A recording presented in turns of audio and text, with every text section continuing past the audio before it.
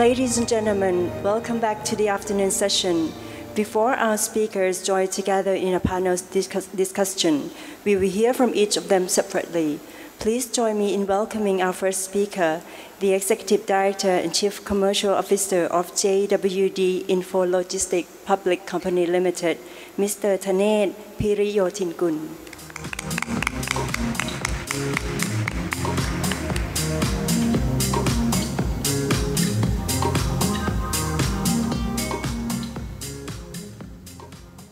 Well, good afternoon, everyone.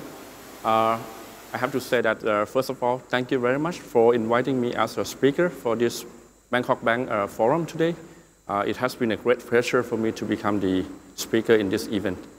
Of course, the difficult thing for this afternoon, after everyone has finished your lunch, is basically how we can keep you all awake in this forum, right? Which I think we have 3 speakers this afternoon, so we just want to make sure that we will try our best to keep you guys awake. My topic that I would like to talk today is basically what is the future of the new business trend, right? It is not a very new issue that we are talking about here. People are talking about new business trend over the last 10 years, right? Many of you basically who own the iPhone today, right? You will know that the first iPhone has changed a lot in our behavior, right? The life, the way we use mobile phone, the way that we interact with the people. So this is not something very, very new today. It's something that already happened over the last 10 years. But the key thing is that it's going to happen and move even faster within the next 5 to 10 years. So we all need to fully understand what it's going to mean to our business, what it's going to mean to our future of the business that we have to run in the country. And definitely, since the technology is the boundaries, so it's basically connect to all the country within our regions. So it is good to fully understand today what would be the new technology that is going to bring more changes in our life. I will put it this way, that what we have to do in the future is basically to leveraging the rapid advancement in the technology in order to make sure that we create the increasingly innovative product and service, right? And this is going to be something very new to many industries, including the industry that I'm in today, which is logistics and supply chain management. Logistics and supply chain management over the last 10 years, it has been changed a lot. Right? I still remember on the first day that I started working, which is basically the last 23 years when I started working in logistics. Right? People talking about everything has to be standardization. Right? What would it mean by standardization? It means that if you standardization, then your cost will be low. Then you'll be able to produce more, you'll be able to sell more, and you'll be able to make more profit, right? Looking at a lot of shipping lines over the last 20 years, they start building a lot of ships, they start building a lot of standardization of the technologies. This is what happened over the last 20 years, right? But in the past, people said big is beautiful, but right now, if what you are talking about right now is not about big is beautiful, it's basically small is beautiful. You see a lot of logistic competitors in the market today where you have to compete with the very, very small providers, right? You're not talking about a big container carriers, you're talking about motorcycles, right? This is the way that people has been changed. So how the industry, how the business is going to be adapted to that. And to my experience, the revolution of the logistics and supply chain is not because of the industry itself, but it's because of all the industry that we have been dealing with has been changed over the last 20 years. And what you need to really aware is what would be the future technology that is going to change the business and the entire industry, right? Some people is talking about the AI. Do we really know what is the AI means and what the AI will be able to contribute to our business in the future? People are talking about extended realities, right? To be very simple, people are talking about virtual reality or VR, technology in the future. People are talking about data velocity, right? It is not about the volume of the data. It's not about the volatility of the data. but it's about the accuracy and the ability to analyze the data correctly in the future. We are talking about the frictionless business. What does it mean?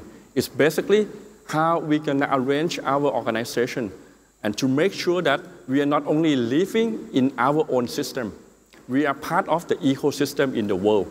So we are not living alone. We cannot just only build something for our own, but we have to think about how we will be able to connect with the rest of the system in the world. We are talking about Internet of Thinking. This is pretty simple. Over the last 10 years, a lot of people talking about the Internet. But this is not going to be something that we use in the past anymore. The future technology of Internet is basically to use Internet to be able to predict what's going to happen and how you're going to react to that kind of action that is going to happen, right? So there are quite a number of things when you're talking about the AI, right, which stands for the artificial intelligence. There are so many AI features in our life today.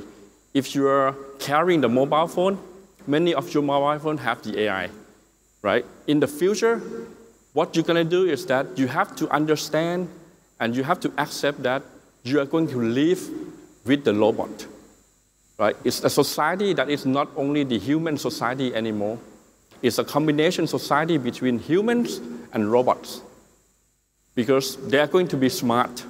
They're going to do a lot of things for you. So AI is basically how you're going to make the intelligence to act and think like a humans.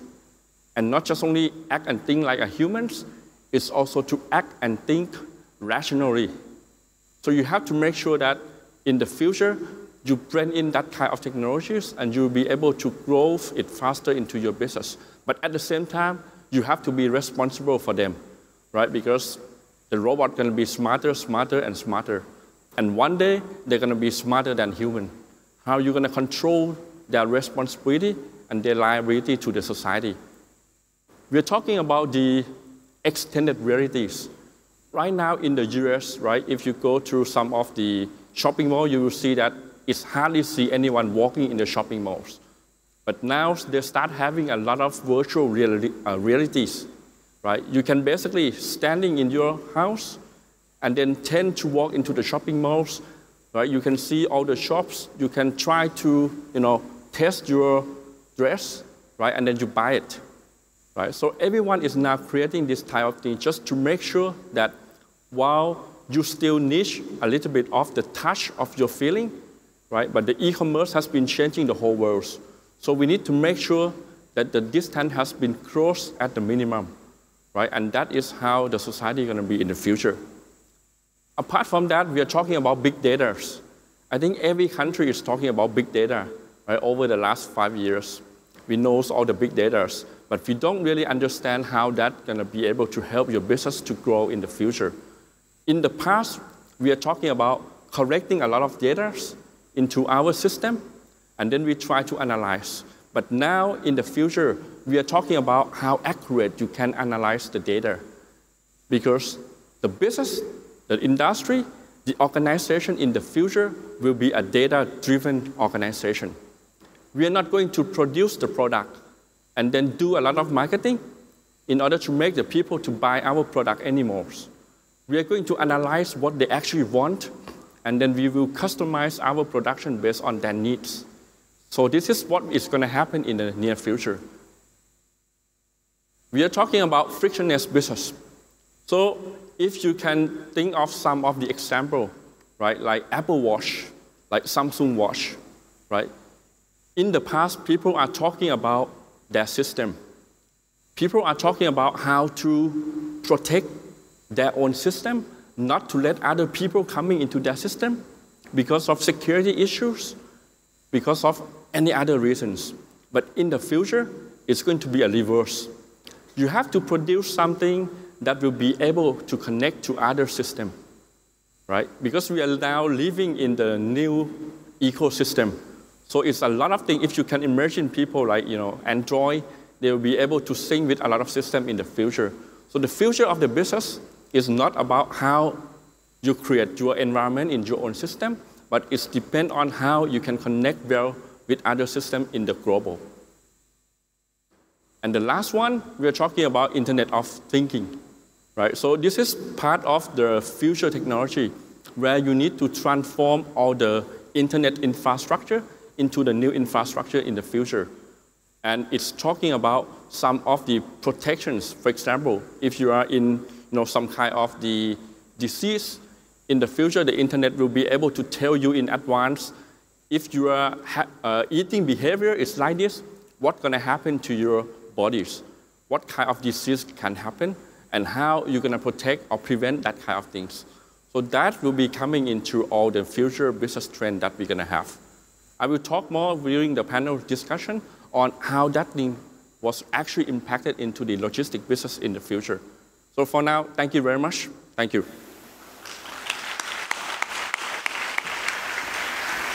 Thank you very much, Mr. Thanet Piriyotinkul, for those insights on how to manage a business given those rapid changes in new technologies and new future business trends. Thank you.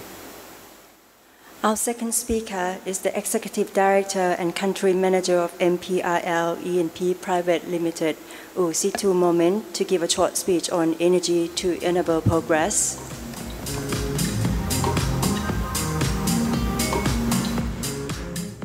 Okay, good afternoon. How's everyone doing?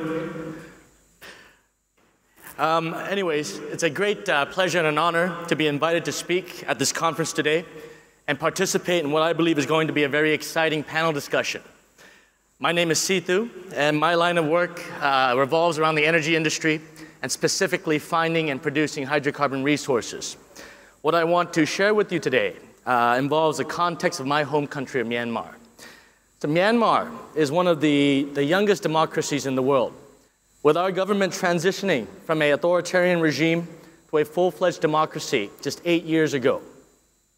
Now, there's been a lot since that time of reforms that have been undertaken from both a political and economic standpoint. We've also had a lot of people indicate how Myanmar is one of the last most exciting frontier nations for us to invest in. Now, just 3 years ago, institutions like the World Bank and the ADB were projecting our GDP to grow at about 8 to 9% a year. Now, at the same time, most of you will also realize that our current enthusiasm to invest in Myanmar has been generally lagging our earlier expectations. Now, investing in Myanmar requires businesses to overcome some very, very unique challenges, one of them being access to sustainable forms of energy. So what I want to share with you today is first and foremost what is one of the key reasons that the economy of Myanmar has not undertaken the rapid growth and the development that we earlier expected. 2, what is being done to unlock the energy resources that's necessary to drive progress in this nation.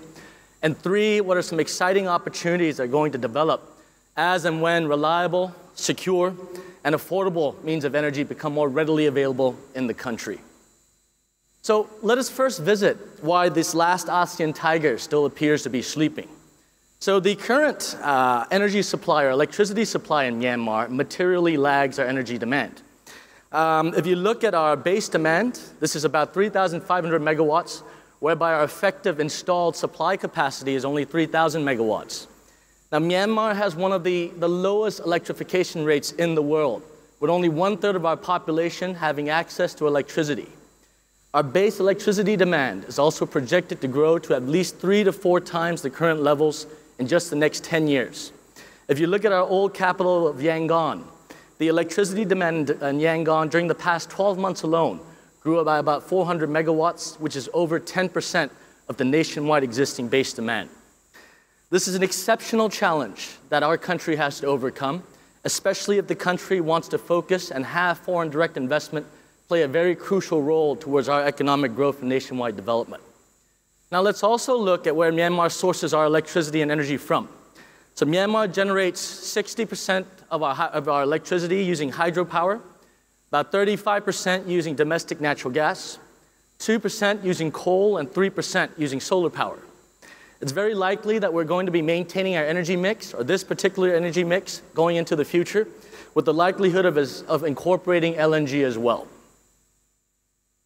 Now, Myanmar is believed to have an abundant supply of natural gas resources. At the same time, we also have tremendous hydropower generating potential. But we also have very unique challenges that we have to overcome if we want to access this potential and unlock it. Now, a lot of the natural gas deposits that have been found in Myanmar have been found in challenging offshore environments.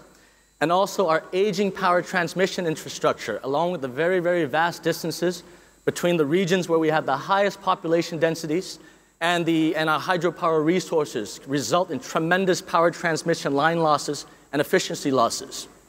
Now, Myanmar has a population of almost 60 million people, but 80% of this population resides in the regions of Mandalay, Yangon, Bago, Ayeyarwady, and Mun. Now, if we subtract Mandalay from this equation, we have over 60% of our population that resides in the south central region in the immediate vicinity of Yangon. Now, in terms of natural gas exports, Myanmar also exports one of the largest volumes of natural gas in the Asia-Pacific region. Only the countries of Australia, Malaysia, and Indonesia actually export more natural gas than Myanmar does. With natural gas demand in the world projected to grow by at least 6% a year going forward, Myanmar also stands very poised and ready to access both international and domestic markets for us to commercialize our vast natural gas resources. Now, let us look at some of the things that we are doing to unlock the energy that's required to drive progress in the nation. The three areas that our government is currently focusing on. First, we're in the process of upgrading our aging power transmission infrastructure, and we're doing this by installing brand new 500 kVA lines throughout the entire nation. Our government is working very closely and hand in hand with private enterprise through using public-private partnerships to install these brand new transmission lines. And I expect that a majority of this work is going to be completed within the next 2 years. Second, we're also diversifying our energy supply portfolio with the creation of gateways to import foreign sources of natural gas.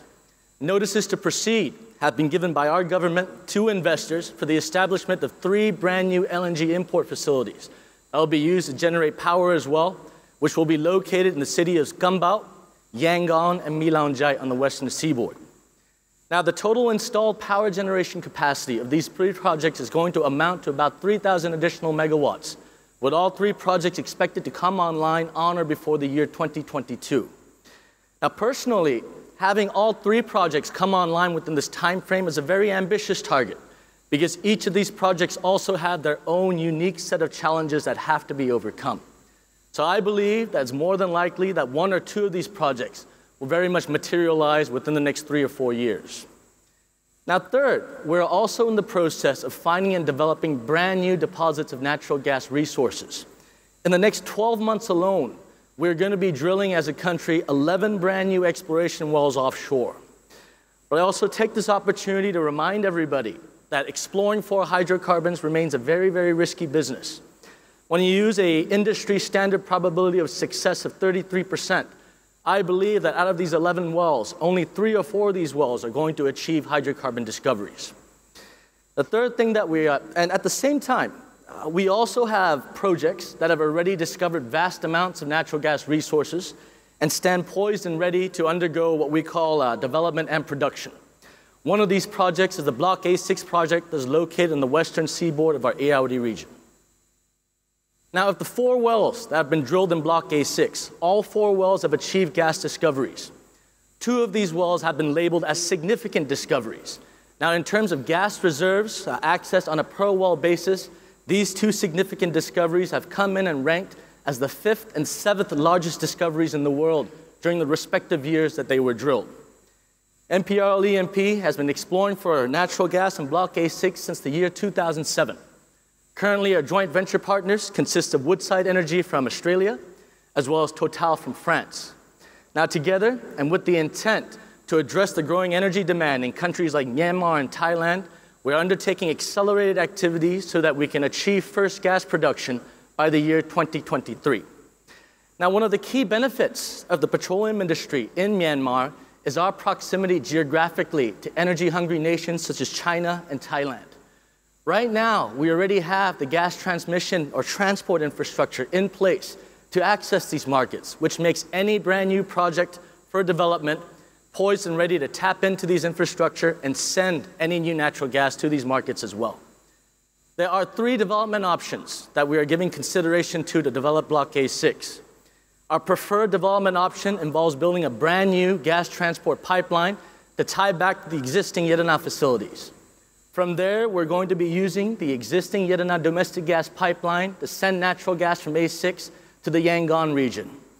At the same time, we'll also be using the existing Yedana gas export pipeline to send any of the excess natural gas that's not absorbed into Thailand. We also have two alternative development concepts. The first alternative development concept involves building a brand new gas transport pipeline and tying back to the China-Myanmar pipeline. And from there, we'll be sending Block A6 natural gas into China. The second alternative development concept that we also have available to us is building a brand new LNG gasification and export terminal. Now, all three of these development concepts will also include the development and construction of a brand new domestic gas pipeline that will be used to land natural gas from Block A6 into the Ayeyarwady region located on the western seaboard of our nation. Now, some people have challenged us and have said that achieving first gas production by the year 2023 is a very aggressive target and may be difficult to achieve.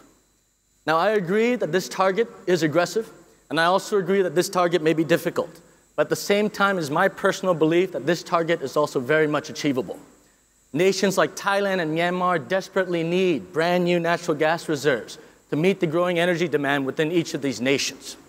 Now, if you look at Thailand, Thailand generates 60% of its electricity using natural gas. 20% of this natural gas is natural gas that's imported from Myanmar from the aging fields of Yedana, Yedagun, and Zawtika. Now, these three fields are going to reach the end of their field life in the next 5 to 7 years. This creates a tremendous opportunity for production from Block A6 to come in and backfill the aging production of these fields.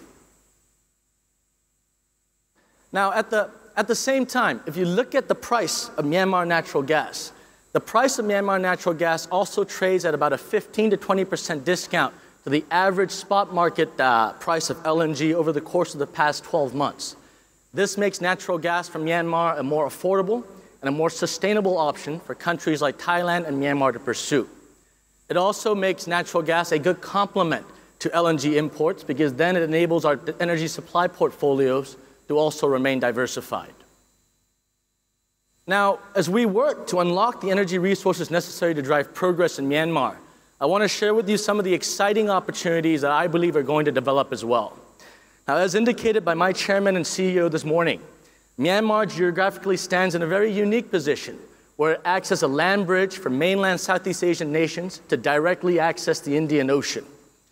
Now, this is a tremendous opportunity that we have because this puts us in a position to significantly enhance and grow trade volume growth when the right energy resources are unlocked and the right road transport infrastructure is upgraded across the ASEAN region.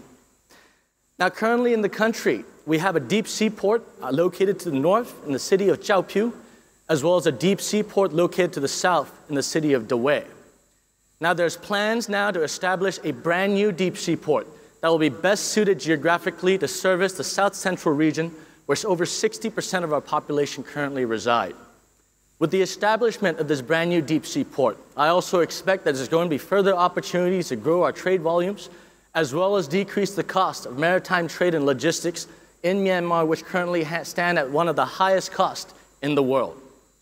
At the same time, we also have 3 industrial estates that have currently been established in the Ayeyarwady division, with a 4th industrial estate that is going to become available over the course of the next 12 months. All 4 of these industrial estates stand to enjoy significant benefits when new supplies of power come online, when the right improvements have been made to our road transport infrastructure, and also with the development of a brand new deep sea port in the city of Neogaon. Now, as you can see, there are a lot of exciting opportunities for ASEAN businesses to invest in Myanmar. We have a population base of 60 million people, which provides an abundance of human resources that can be relied upon to drive key sectors such as industry and agriculture. Now, with the development of a deep sea port in the city of Neogaon alone, what's going to happen in terms of opportunities are that there's going to be opportunities involving maritime trade and logistics. There'll be opportunities involving fertilizer plants, petrochemicals, agriculture and fisheries, the import and distribution of fuels, as well as independent power generation. Now, I want to encourage those of you out there today who are considering investing in Myanmar to also give serious consideration towards sustainable development. There are numerous examples and analogs of sustainable development that can be leveraged worldwide. And I would like to see some of these examples, especially those that involve the peaceful coexistence of sectors such as industry and tourism, to be leveraged and applied in Myanmar as well.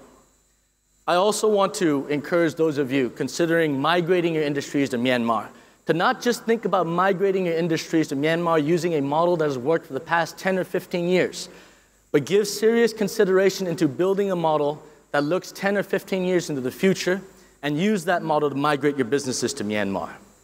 I also ask that when you are thinking about doing business in Myanmar, that you give very serious consideration to social and environmental risk and concerns. Keep in mind that a tenure of a government is 5 years, but the societies where you may be operating your businesses in have been there for generations and will be there for generations more to come. Now, with that said, I want to indicate that the government of Myanmar will welcome you. The people of Myanmar will embrace you. And I take this opportunity to invite all of you to play an active role of leapfrogging the last ASEAN tiger together into the future. Thank you. Thank you very much, U Sin Tu Momin, for your great vision on the outlook for energy in our region. Thank you very much. Finally, ladies and gentlemen, may I invite the director of LYP Group, Okya Sengyot, who will give a short speech on capturing opportunities in ASEAN.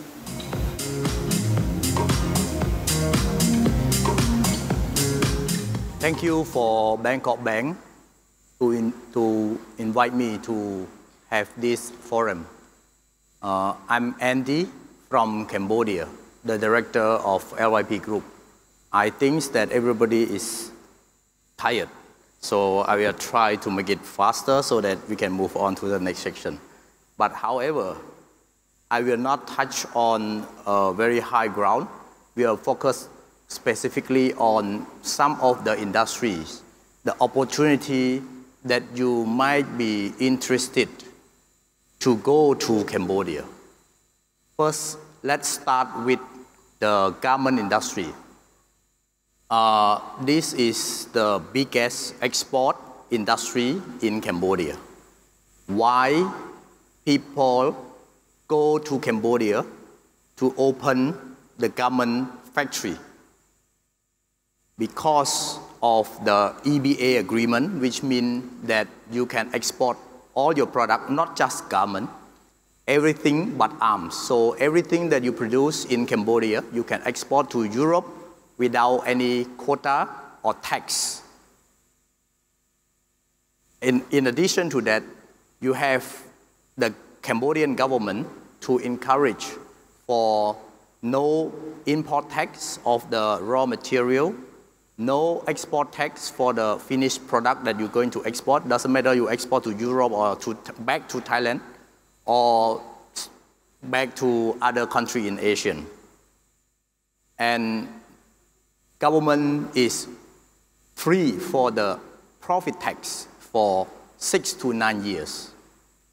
So with this policy, a lot of factory moving from Taiwan, China, coming to Cambodia to set up the factory. And with this boom of this industry, the government come up with the SEZ policy. That means factory just focus on producing your product. The rest, let the SEZ operator, the special economic zone operator, handle for you. Register the company for you, dealing with the labor department, dealing with the tax department, doing the certificate of origin for export for you. So they do everything for you at the special economic zone. That's why a lot of people move to the SEZ to set up the factory and focus on their strength points instead of dealing the headaches with all those paperwork with the government. The second opportunity is the tourism industry. Cambodia is known as the Angkor Wat, which is one of the 7 world wonders. So a lot of tourists coming to this. Also, we have a lot of beautiful beach. However, there is only 4 million tourists come to Cambodia. Last year, I think about 5 million. Comparing to Thailand, there is still a big gap that we believe with this resource that already have in Cambodia, still have a lot of chance to bring more tourists come into the country. More tourists, meaning that you need more restaurant, you need more hotel, need more tour operator, bus operator, a lot of service that come together. So you can think about this if you are in this industry. The third industry that I would say is the agricultural industry. But as you can see, in Cambodia, it's still agricultural country. The main product is rice, of course, but rubber also have a lot of investors, mainly from Vietnam, China, to get the concession and plant the rubber tree. Sugarcane, which is one of another strong agricultural product. Cassava, beans, and Cambodian pepper. Well, as you can see from the screen, the most difficult industry I have involved. All this industry that we list down is invested by LYP Group. And I happen to involve in all this industry. And I can tell you that agricultural industry is the most difficult one because of the land size, because of the number of people. We have about 30,000 hectares of land that planting the rubber. And also we have the biggest sugarcane plantation in Cambodia. The two plantations have about 6,000–7,000 workers. So you imagine that the work that involved to manage all these people is tough. Of course, when we're talking about agricultural industry, some of you might think that I just want to sell fertilizer to this industry. I want to sell tractor to this industry. Well, I welcome, but you will see from the last slide that what you should do before you tap into this industry. Real estate and construction industry is currently the fast-growing industry in Cambodia, and there's a lot of people making money from this industry. Simply buy and sell land on construction, building the house, building the hotel, something like that. This is very fast-growing in Cambodia right now. This is the opportunity for Thai company to be involved in either design.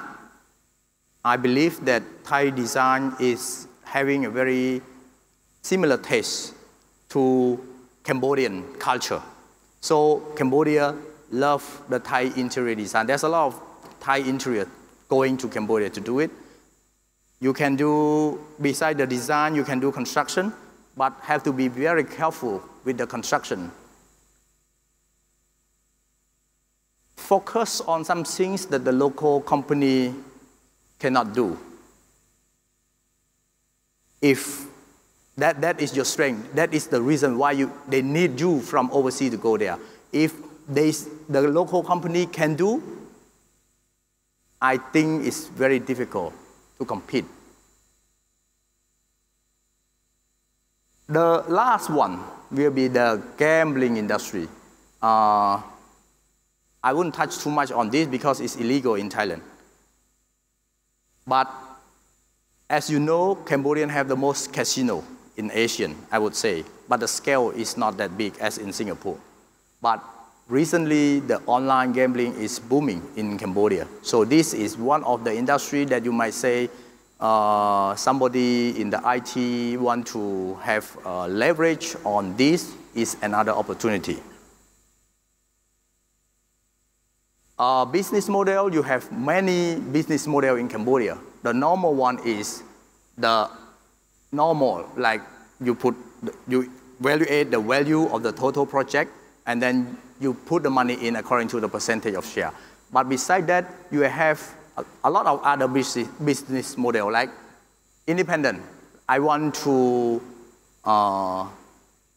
bring the technology. I have the management, I have the market, so let the SEZ build a factory and you run it. And then this is one very effective model that we already have in our SEZ, which is having the Adidas and Nike producer in our SEZ and Yasaki as well. You have franchise model, which like Sofitel or Pizza Company. You have a franchise and partnership, meaning like a micro that we joint venture with them. They prefer to have a franchise at the same time having a joint venture in the project. Also the developer model, meaning that you think there is a good project and you want to do it by yourself, but you need a local partner to provide you with the land and a local relationship, then the rest you take care of it. So, and also another one is a talent operation model, meaning that you just bring the idea and then go and talk to the local people, see if they buy this model or not. Well, the next one is what should Asians prepare for the digital economy? Digital economy, I wouldn't touch much on this because of the timing, but I want to say is that even though we own the TV station in Cambodia and currently is the highest rating in free TV analog in Cambodia, but when we market our product like the Red Bull, we also think of the social media effect as well, like a Facebook, Line, Instagram, and all this.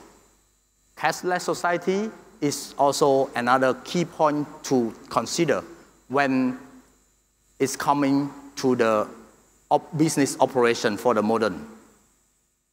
But however, in Asia, there is difficulty to acquire this talent, especially like our group when we want to do this, it's very difficult to identify the right talent to do it.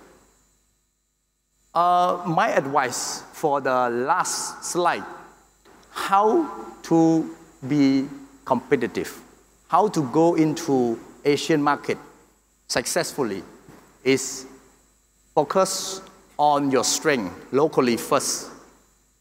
Get your local relationships, knowledge, resource, talent. Make sure that you stand good in Thailand, in your country, and then consider what kind of points that is competitive when you bring it to Cambodia, that nobody can do it in Cambodia. That is the key point. Thank you.